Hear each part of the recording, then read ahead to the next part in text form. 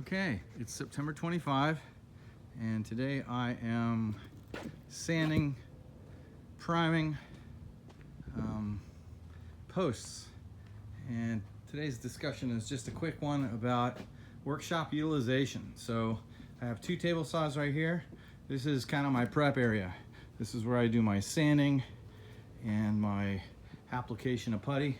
I just took this post down, so nothing's actually happened to it yet.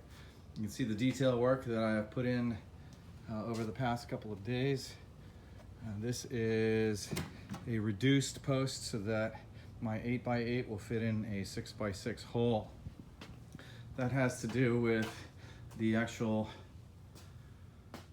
hanger, actually the mount that the post fits into. Here is a storage area for some of the posts that have already been worked on. This is my first coat of primer. And here is another actual space that I use right in front of the bathroom, right in front of the garage door.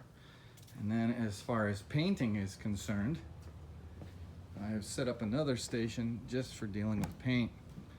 So over here, I have some old plastic sawhorses that I put a piece of plywood on top of, and then I use wax paper to keep the paint from sticking to the post, to the wood below it, while the primer or paint could actually be a little bit on the wet side yet.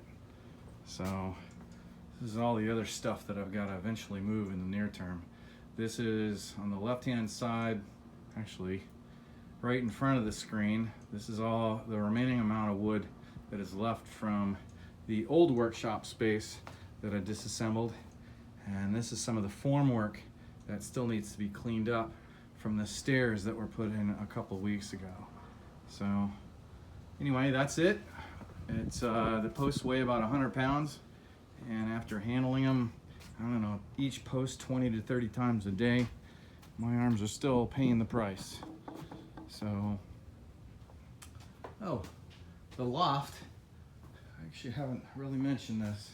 The loft that I have, I put that in after the building was actually done, and I actually put in insulation as well. So even though it's about 90 degrees outside, it's only about 70 degrees inside. Not air conditioned, just happens to be the concrete walls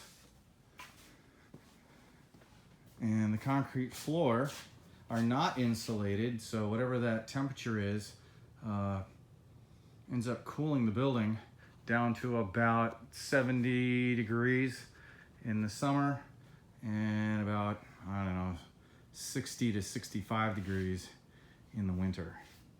So that's it. Have a good day.